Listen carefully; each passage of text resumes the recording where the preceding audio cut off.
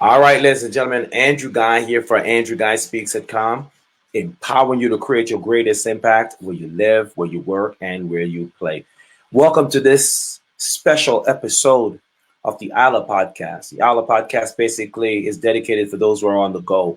Whether you're traveling by land, air, or sea, this is me, Andrew E. Guy in the MORNING. Now, today is January the 18th, 2021. But it is a special day. That's right. It is a day that they call the MLK Day, or you may call it Martin Luther King Day, whatever you want to call it. It is a day that was set aside to honor a man, a great leader, a visionary, a man that stood in harm's way so that those who come after him, who came after him, who lived after him, who survived after him, may have a chance at the negotiation table, may have a chance at an opportunity that they once never thought they had, may have a chance for their voice to be heard, may have a chance for them to stand up and be recognized, not just because of what they look like or their skin tone, but rather for the content of their character. The man I'm talking about is Dr. Martin Luther King, a civil rights leader, pastor, a mentor to many of us, a voice to many of us who never thought we had a mouth to speak, a strength to many of us who never know whether we're going to live to see the next day, an inspiration, a motivator, and a transformational mindset individual that turned the globe upside down. Now, when you hear about Martin Luther King, a lot of people would say, well, he's a black guy, but if you're looking at him as just a black guy, I promise you, you are going to miss who this man is. Now, I don't claim to know everything about this man, but I want to say that from what I have learned thus far, I am more than impressed. I am enthralled. I am just flabbergasted at the gumption. I am so flabbergasted at the wherewithal, the resilience that this man had, the fortitude that he had to undergo all of what he did. And I'm not going to speak for the general public. I can't speak for you, and I can't speak for my brothers or my sisters or anyone for that matter. I can speak for me, and that the work that he did and all the hardship and difficulty that he has gone through has enabled me to sit here and to speak to you, the world. Yes, I call myself, or I've been noted to be an international speaker with a global reach, and I have completely believed that 100%.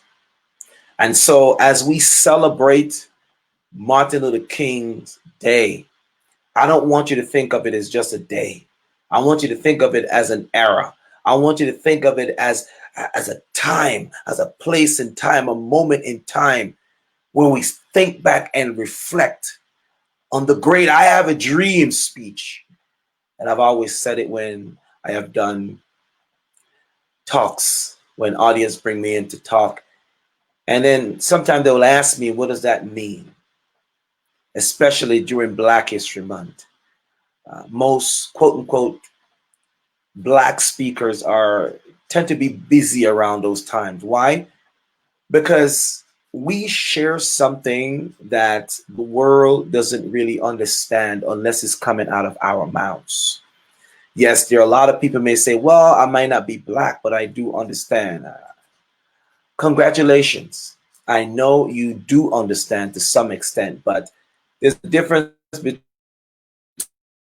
an engine, the any paint job, and then you can have a great engine that has a Black paint job, and the world will never know what kind of engine that is underneath the hood. Why? Because of the paint job. So I'm not here to talk about the color of the paint job. For me, it doesn't matter how you cut your hair, it's what's inside that counts, once said a great commercial jingle. And so I want to talk to you guys tonight. I want to talk to you. If you're on Facebook, I want you to put some comments in the box. I want to know what you're thinking. I want to know how you're feeling. I want you to really kind of reflect on who this man is. We celebrate Dr. Martin Luther King's Day. We're celebrating triumphs. We're celebrating trauma that turn into triumphs. We're celebrating setbacks that turn into setup. So we today can make the biggest comeback that life and history will ever know. I'm so thankful. I'm so grateful. Even more so, I mean, I wear the skin tone of a black man, and I want to let you know it's not even about Black History Month that is coming up in the next couple of weeks. A lot of time we celebrate Black History Month and we say, oh, it's only 28 days and 29 in a leap year. But I wouldn't look at it like that. I would not look at Black history as a month. It is a moment. It is a feeling. It is an experience. It is everything, every hardship that a person of color, a POC, that has ever had to endure. It is not easy. It is not easy. And so I won't sit here and sugarcoat the facts. Yes, there are systemic racisms happening, and I say schisms and isms that are happening in our world today. And as we sit back and we reflect on this day, it is no different from what happened back in the days of Martin Luther King Jr., our forefather, our father and brother in the fight for social justice. And in the spirit of social justice, you know, there's so many things that have been thrown at us in 2020, and a lot of people preach the I have a vision. A lot of people preach the hey, vision post, and so many people are posting about 2020 vision. Yes, I understand that. But how much of that vision did you live? And I want to impress upon you tonight that as we think about the Martin Luther King, the speeches that he has done, and all the famous quotes that people are just plastering all over the place. Yes, I wanted to do a Martin Luther King quote myself, but I had to go somewhere deeper than that.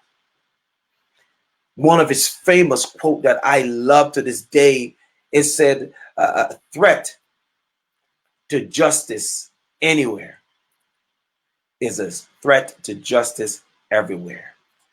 Now that resonate with me. And so as I ponder upon it for many weeks and many months and many days and many hours, I said, how can I say that will resonate with our people in this time and age?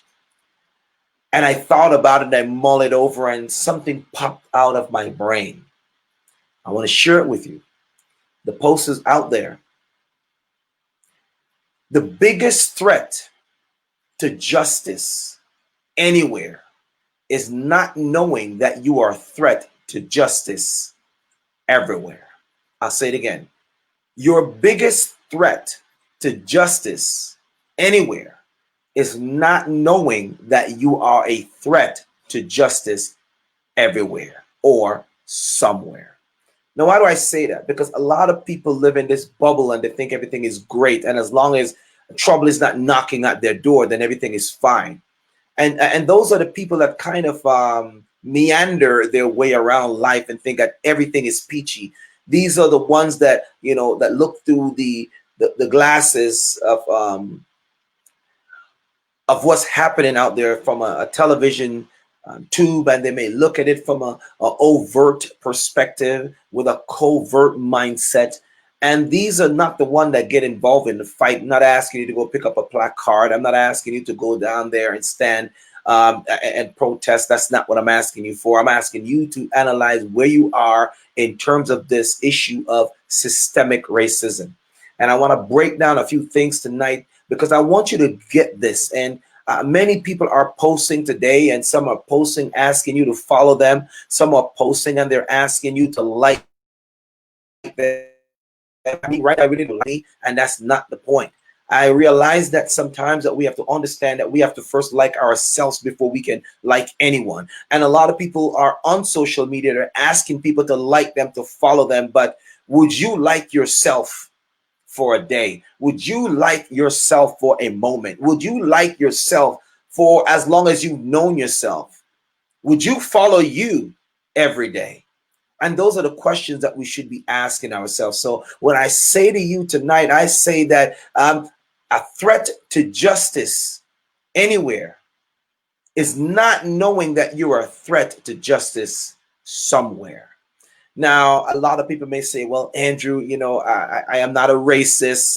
I've never used the N word, and, the proverbial N word, well, that's an understatement, because that N word could mean nothing. It could mean nobody. It could mean neither, right? And so I want to be focused on the N word. And a lot of people may focus on N words. They may focus on 4-letter words. I like to think that our brains are too important for us to relegate them to simply 4-letter words. And so I want you to raise your expectation tonight as we get ready for what is termed as Black History Month. I don't want you to sit back and think that Black history is simply a month that just comes and passes away.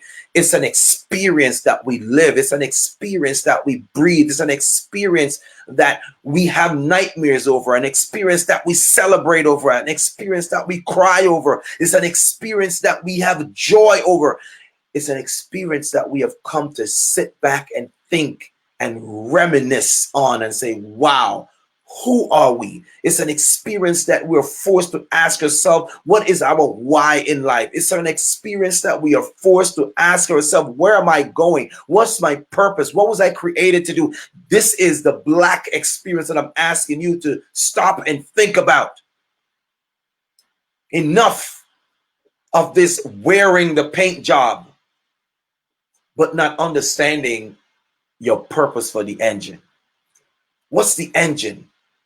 The engine is your gift. It's what you are created to do. It's the mandate that every living creature, be you black, white, pink, yellow, it doesn't matter.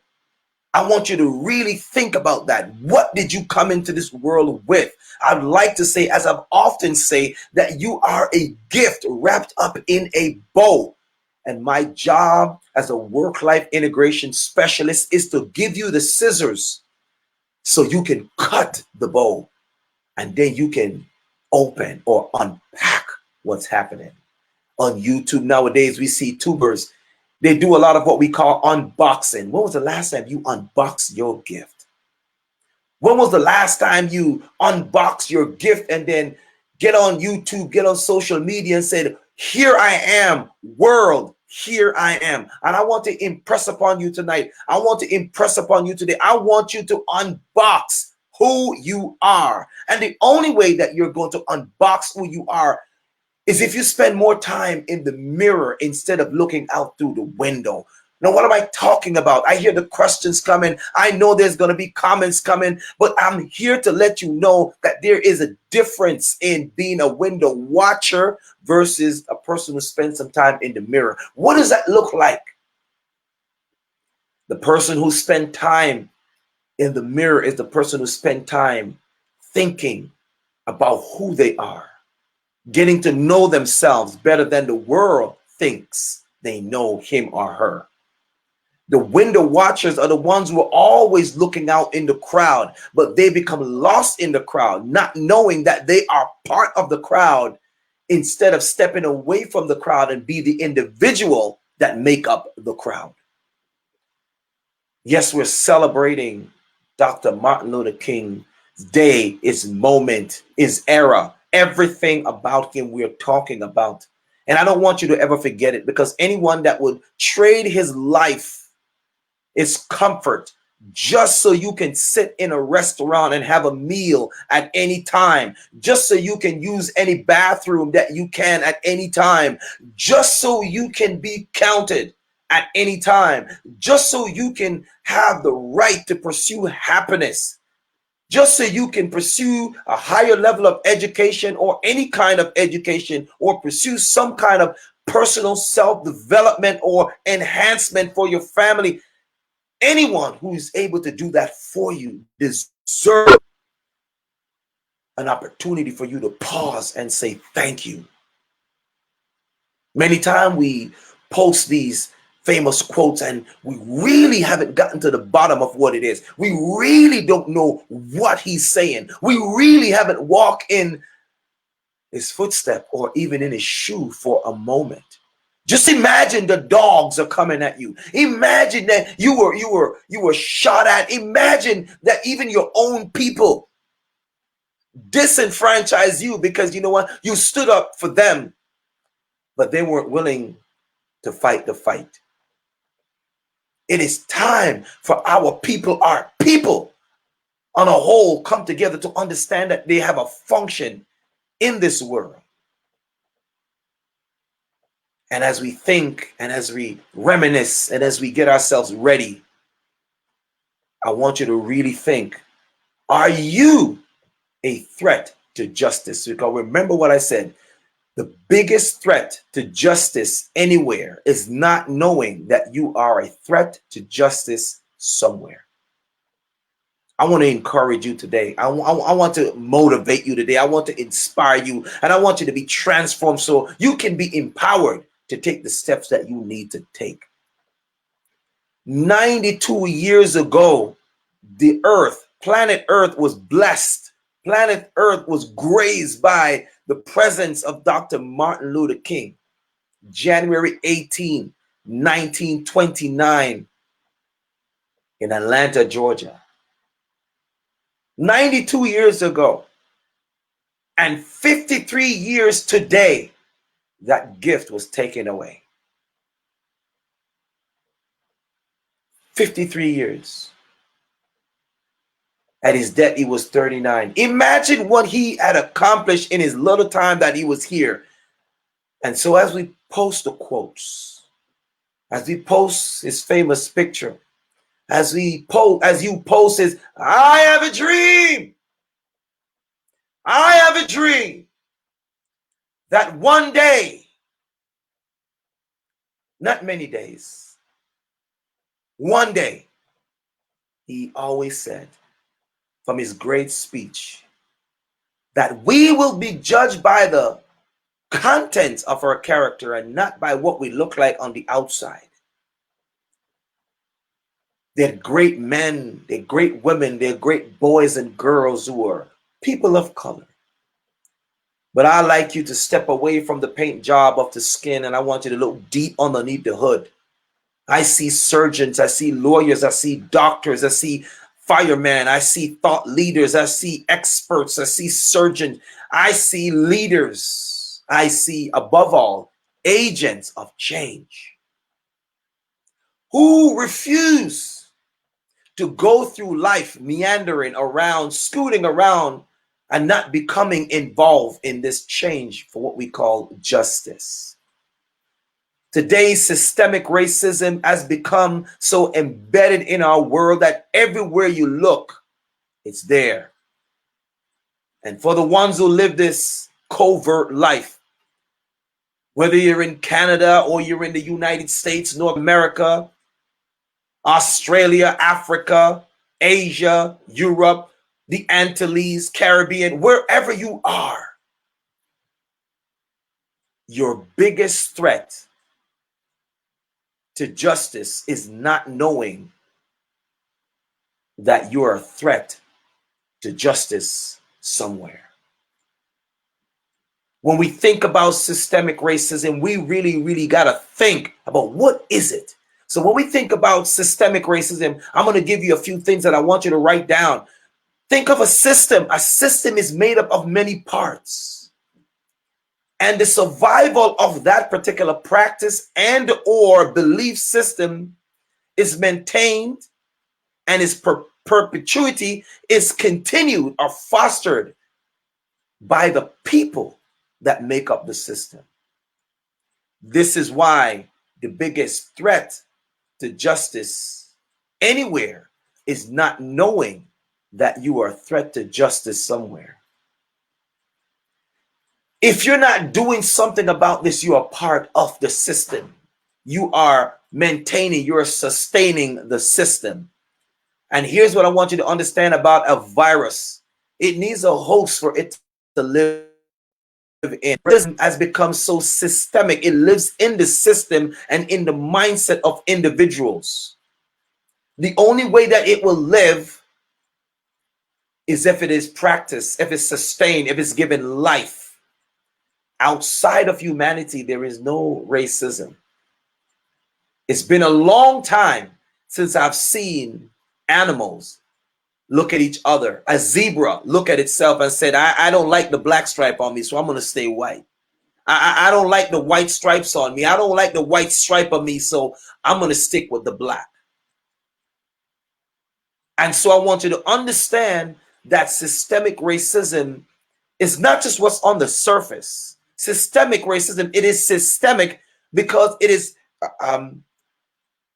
permeated the many systems that affect humanity. When we talk about social injustice, we're really talking about people's livelihood. We're really talking about people's ability to pursue a life of happiness, joy, peace, development, personal development, expansion of self, the actualization of their potential, the serving or the giving of their gifts so they can utilize these gifts to transform the world.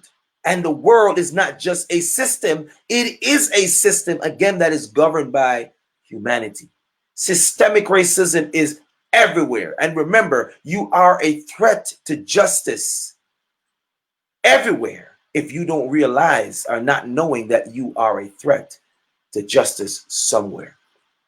We look at systemic racism that is part of the educational system. It is part of the employment system. It is part of the realtor or the housing market. Redlining, it's been around for many years. It's even part of religion. Systemic racism is everywhere. It's in banking. Everywhere you can think where there's a system, racism is present. And I know you're going to say, Andrew, but I live in a good neighborhood. I really don't have any racist bone in my body, or I don't even practice it. So what are you talking about? Well, I'll tell you what I'm talking about. So you asked me, Andrew, so where is, systemic racism? Where do you find systemic racism? Well, systemic racism will be found. Here's the answer. Anywhere and everywhere that there presents an opportunity for humanity to strive, for humanity to dream, for humanity to pursue, for humanity to rise up, for humanity to express themselves, for humanity to come together. Anywhere that those things are practiced, you will find that there's a threat to justice in all of those areas. Why? Because injustice in front of a word means not. In front of a word means not. Incapable. Injustice, that means lack of justice.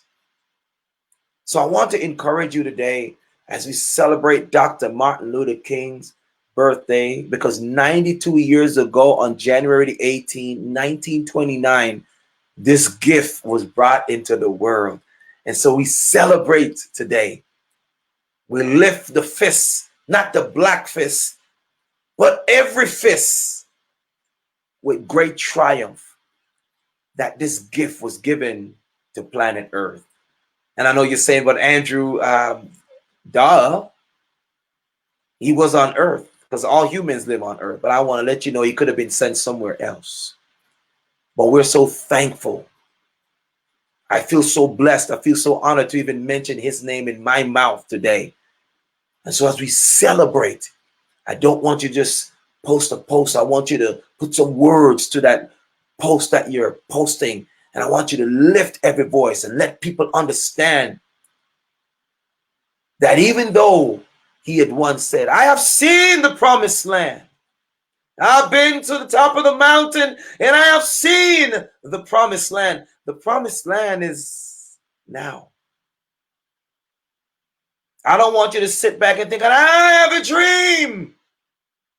I have a dream. I don't want you to sit there and think that you have a dream. I want you to start living your dream. Because a dream that is not lived is an opportunity postponed, and a seed not planted is a harvest canceled. It doesn't matter if you're a little boy, if you're a little girl, if you're a man, a woman, a parent, a son.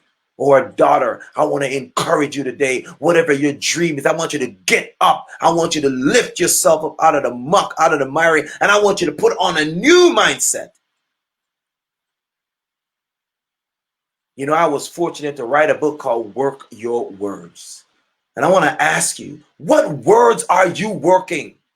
Are you working the one that says I can't? Are you working the one that says I'm an idiot? Are you working the one that says nothing good comes out of Nazareth? Are you working the one that says I can? Are you working the one that says not for me? Are you working the one that says maybe tomorrow? Are you working the one that says I am afraid? Are you working the one that says they did this to me? Are you working the one that's pointing out at other people one finger while four fingers are pointing back at you?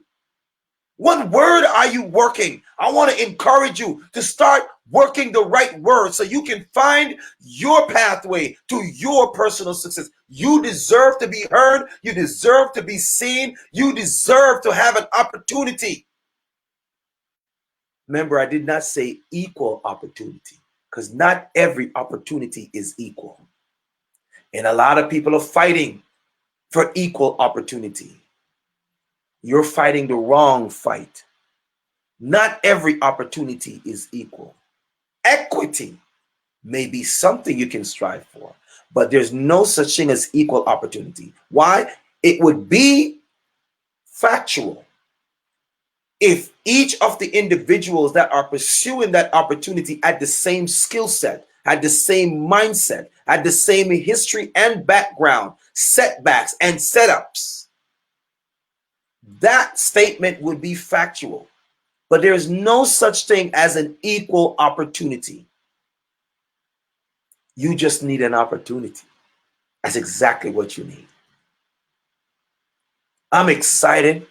I know the excitement is not beaming out of my face as I'm used to when I'm hosting my regular show, the ILIR-PODCAST, and when I'm interacting with other guests. But today is a call to action for you to sit back and start thinking about those things that our forefathers have sacrificed for you to stand today. A lot of people are talking about, oh, back in the day, you know, our forefathers used to wear cotton and pick cotton. Used to pick cotton, forgive me.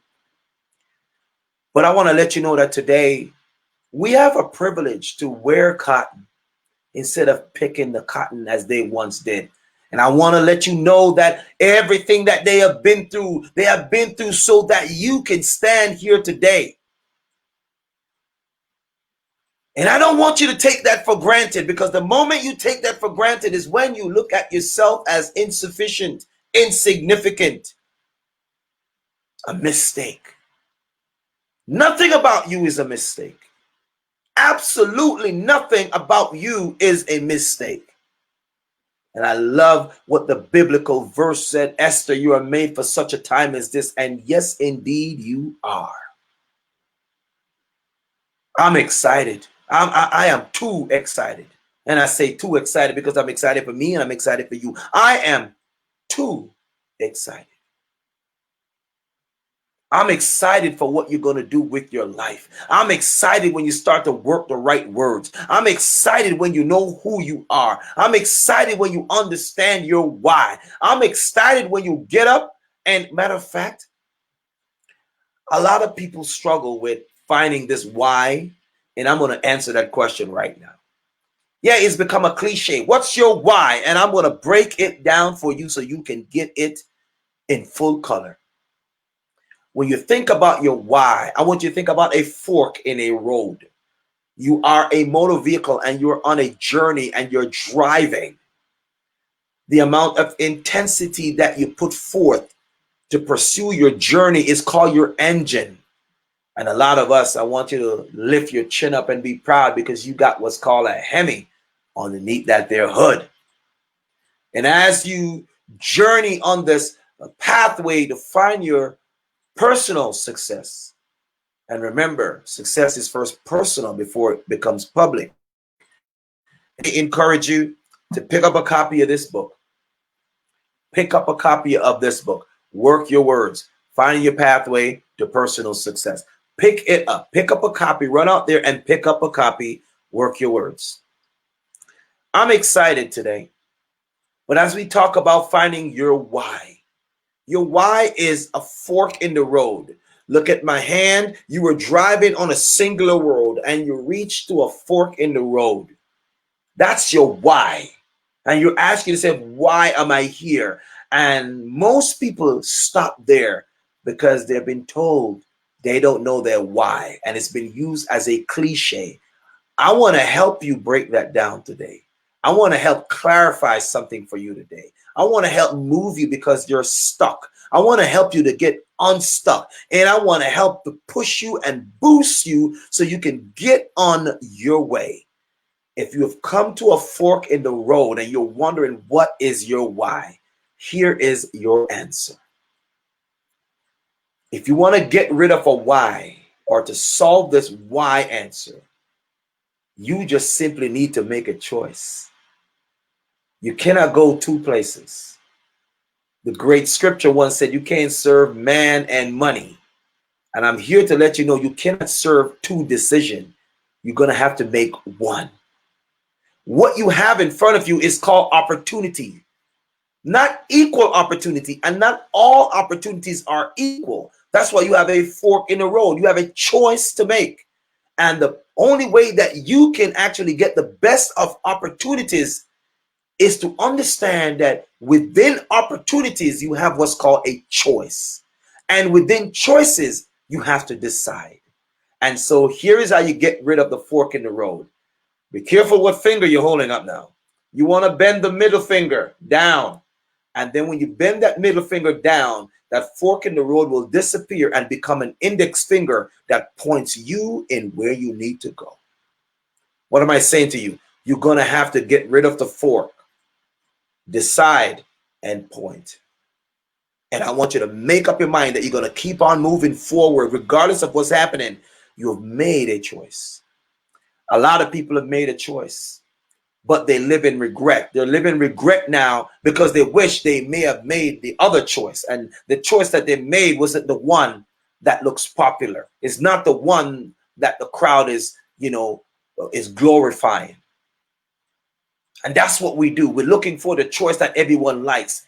You need to sit down, stop looking outside the window and start looking in the mirror and get to know who you are, whose you are, what's great about you, what's fantastic about you. What is one thing that is your fingerprint that no one else has but you? And if you're not in the room is half empty. That's what you need to be thinking about. That's your gift, your skills, your expertise, your talent. That's what you brought into the world. That's the gift that's wrapped up in the bow. And my job is to give you the scissors so you can snap that bow and open your gift. You're at a fork in the road and you can't decide. A fork in the road, remember, is only opportunities, plural. This is why equal opportunity is not what we should be fighting for, but opportunity. Because one opportunity is right for you. Not every opportunity is right for you. And I didn't say good, better, or best. I didn't say opportunity was good. I didn't say this opportunity was better. I never said this opportunity was the best. I said right, because good, better, or best are all comparative. Everyone wants to be good at something, but when they get good, they say, wait. I want to be better at this. And then when they get better at this, then they're looking for someone to challenge so they can be the best. And then when they become the best, then they settle. And after a while, they realize that they have digressed. And so they go back on the wheel like a hamster trying to get good again so they can get better again. So they can find somebody to compete with so they can become the best again. All of that, my friends, spells competition. And I want to let you know, because your gift is specific to you, and there's 7.8 billion people in the world or on planet Earth, plus the ones that are in the womb and or coming, plus the ones that are dying and those who are replacing them today. Let me tell you something. There is no competition. The only reason why I know I can say that is because no two people have the same fingerprint. Henceforth, there is no competition on earth. Competition is not for people who are thought-driven. Competition is for people who don't know their gifts. Competition is for people who don't know who they are. But if you know who you are, and you know your gift, and you know what you have, and you know what you bring to the table, and what you bring to the marketplace, then you realize that there is no competition as far as you're concerned. And so I want to leave you with this mindset that how do you overcome this competition in the world that leads to anxiety, that leads to stress, that leads to frustration, that leads to burnout? A lot of people are burning the midnight candle right now just so they can get ahead of the competition. But I want to free you today. There is no such thing as competition. I know you're laughing at me, but I'm laughing with you. There is no such thing as a competition. What we do have is completion. You don't compete with no one else because no one else can compete with your fingerprint. What you do is complete someone else. The pinky does not compete with the ring finger, and the ring finger does not compete with the middle finger. The middle finger does not compete with the index finger, and the index finger does not compete with the thumb. This is why when you go to get your fingerprint, you better put all four down and you better slap that thumb up, because each of them are different. There is no competition when you understand your gift. The competition, so to speak, is within you because you have a conflict inside, an internal conflict that enable you or disable you from making right choices. So what we now have is simply this. It comes down to choice. You don't have a competition when you discover what you're created to do. We don't have competition. We shouldn't have competition because what we have, look at my fingers, we don't compete against each other. We complete each other. The fingers don't compete against each other. They complete each other so they can make a fist, so they can create this impact and pack a punch that will transform the world forever. That's what you are. Fingers don't compete, they complete. And just like a finger with a specific fingerprint, you complete the world. There's a great scripture that says that every joint supply it, and that's exactly right. Did it say only some joint? Every joint. That means there's something you have that nobody else has. And I like to say that if you don't hone your skills and recognize your gift and your expertise and your specialities, what will happen to you? That you will take this gift, this skill, this talent, this expertise to the grave. A great speaker, Dr. Miles Monroe from Nassau, Bahamas, once said that the wealthiest place on earth is the graveyard. I used to believe that was the case because that would make you feel that intensified feeling of the loom and gloom that, the richest, wealthiest place is in a graveyard, so there's nothing new that can be done. And then the revelation came to me saying that, no, the wealthiest place on earth is sitting right next to you. The wealthiest place on earth is you. The wealthiest place is no longer in the graveyard. The wealthiest place is you.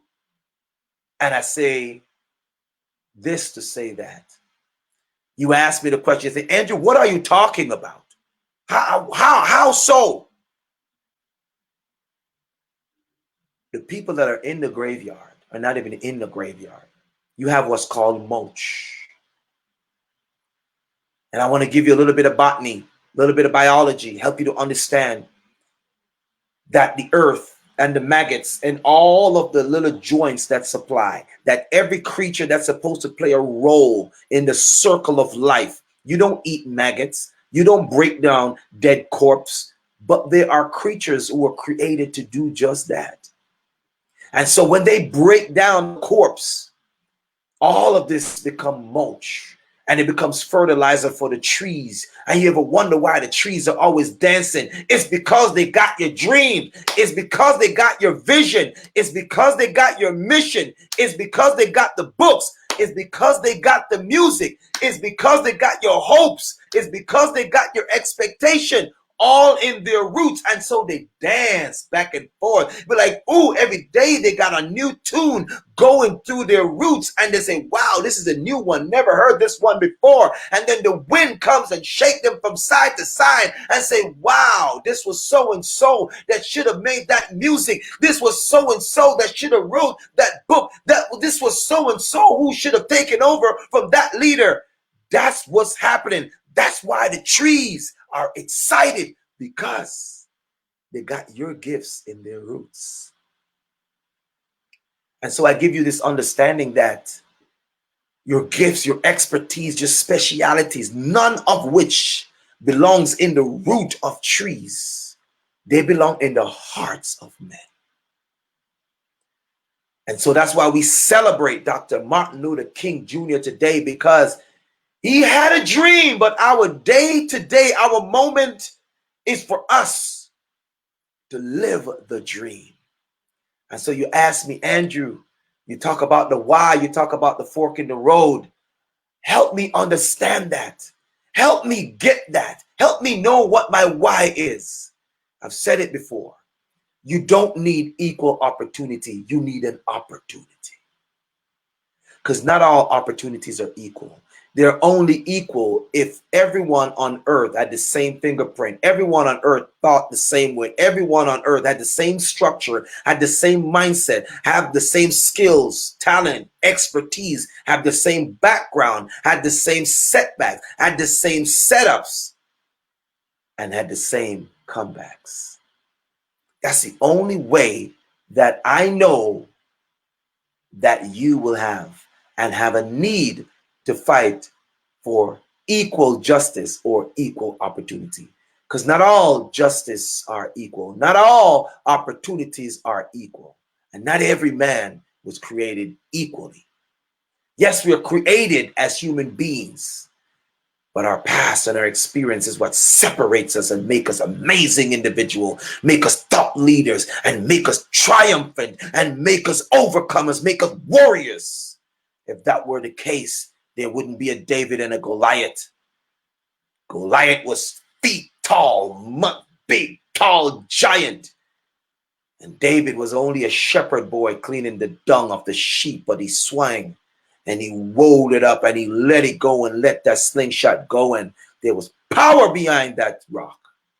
You got the same power in you. And that's why no opportunity is equal. And this cliche of fighting for equal opportunity and equal rights is rubbish, nonsense, hypocrisy. It's a facade. It's a smoke screen that they are using. Is the same thing as saying Black Lives Matter.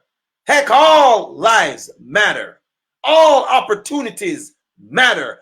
All dreams matter. All roads matter. But we don't have to take every one of them. All choices matter, but we don't have to take everyone. All opportunities are possible, but we don't need all opportunities. We need the right opportunities. This is why I'm letting you know it's not about good, better, or being the best at something. It's about being right. And this is why I say to you that when you come to that fork in the road, what you need to do is to get rid of the middle finger. And now you have one decision because you've made a choice. The fork in the road is no more. It's no more a stumbling block. It is now the index finger that's going to point you in the direction where you should go. And here's what I want you to know, young people. Here's what I want you to know, boys and girls. Here's what I want you to know, men and women. Here's what I want you to know, leaders. Here's what I want you to know, professionals. Here's what I want you to know, entrepreneur. When you've made that choice, there's going to come some consequences with that. You're going to have some regret because you're going to look back and say, man, I wish I did do that. But you don't live your life in regret. You pick your feet up in your hands and you said, I am going to live with the decision and the choices that I've made because I came to a fork in the road. And instead of bending the index finger, I bend the middle finger. And this becomes my path. And I'm now finding my pathway to personal success as I work my words. I am so excited. I am so, woo! I'm excited for you. Welcome to 2021. Welcome to the first celebration of 92 years ago to date. Dr. Martin Luther King was given to us, and unto us a king was given. And 53 years ago, it was taken away. But I like to go out on a limb, and I like to say, and I like to tweet this, because, you know, I'm on the limb like a bird, and I'm going to tweet this right here. I don't believe he was taken away. I believe for such a time as this, just like Esther, he done what he had to do. And when his assignment was finished, it was time for him to go. And so, Dr. Martin Luther King, I want to tell you thank you. And if a family member of yours would listen or watch this video, I want to tell you thank you. Your daddy did great. Your daddy did amazing. Your daddy did fantastic. Your daddy threw down. Your daddy is a big inspiration to me and to the millions out there, to the billions out there who needed somebody, who needed a light, who needed a reason to get up today, who needed to have hope instead of taking their life, to say, if he did, I can. And so I leave you with this, that you have no excuse not to move forward. You have no excuse not to live your dream. You have no excuse not to stand up and be counted. You have no excuse to not know what your why is, because a why is only a fork in the road for people who are indecisive, people who cannot make a decision, for people who have so many opportunities in front of them and they don't know which one is the right one. And this is why they're so perplexed, and this is why they're so convoluted in their mind. This is why they are so vexed and perplexed and perpetually have an internal conflict, because they don't know the difference between good, better, and best and right. Good, better, and best are all comparative. And as long as you play the comparative game or the comparison game, you'll never move from the belly of the fork in the road. But when you know what right is, right simply means that works for me, that works for you. And what's for you is not for me. Once you know that, you become resolute. As a matter of fact, it's still the first month of 2021. And I want to go out on a limb. I want to encourage you, stop making resolutions. I want you to find solutions for your problem. I want you to find solutions. Don't find a band-aid, find solutions. Resolutions are only band-aids, which will come off when it pours and you get wet. You need to look about solutions. When you have solutions, my friends, you now have a destination. I'm excited. I am so thankful. I for those who are watching, leave a comment, post a comment, whatever you want to do. Share this video, share it with everyone that you can. Help me inspire the world. Help me help other people to understand that they're a gift to the world. Help me understand, help people to understand and know that it's no more time for them to be looking in the rearview mirror. Yes, you glance at the rearview mirror. You glance at the rear view mirror. You take a peek at the side view mirror, but you focus on what's ahead of you, because the reason why your rear view mirror is smaller than your windshield is because where you're going is bigger than where you're coming from. If you think Martin Luther King had it going on, if you think he had trouble, let me tell you something. He paid the price. He paid the price for what most of us couldn't pay. And we owe the debt to him for all of what he'd been through. And so as we pause to say thank you, I want you to not just say thank you verbally. As we launch our new season of the ILIR-PODCAST, I am listening, I am ready. We're talking about disrupting your normalcy. We disrupt everything and anything that is normal. Normal is what was sold to you. Abnormal is what you choose to buy. Normalcy is what was sold to you. The one that told you couldn't be, you couldn't go to university, you couldn't read, you couldn't write, you can't lead. Oh, this opportunity is not for you. This restaurant is not for you. You can't sit in this restaurant. You cannot use this toilet. You cannot drink from this water fountain. That's what was sold to you. And that's what they call his story, their story of what went down. But I want you to start writing your story. And no longer will we have his story. We will have my story. We'll have our story. And then we can be the example for the next generation who will help to transform this nation from not what it was, but what it could be. We celebrate you, Dr. King. We thank you so much for what you have done. And I hope that these words will fall on good ground. And as I wrap up with this quote of mine, that justice, a threat to justice anywhere, is not knowing that you are a threat to justice somewhere or everywhere. My name is Andrew E. Guy, author of Work Your Words and Finding Your Pathway to Personal Success. I want to encourage you today. Follow me out there on YouTube. That is Andrew Guy Speaks out there on YouTube. I'm out there on the Instagram. Follow me on Instagram at Andrew Guy Speaks. Follow me out there on Twitter, Andrew Guy Speaks. And I want you to run over there to Facebook, and I want you to follow me out there at Andrew E. Guy Speaks. And just in case you can't find me on social media, I want you to run over to my home site.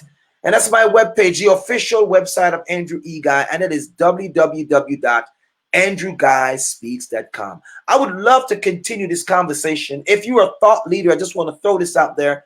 If you're a thought leader, if you're passionate about change for humanity, if you are a leader, if you are an agent of change, I would invite you right now. I'm posting this right now as an open invitation to start a conversation this year on disrupting normalcy on the ILIR-PODCAst. I'm listening. I'm ready. I'm listening. Are you listening? And are you ready? And if you're ready to take that step to the next level to transform this world and make this planet the greatest place that we've ever seen, I encourage you to get over there, run, skip, hop.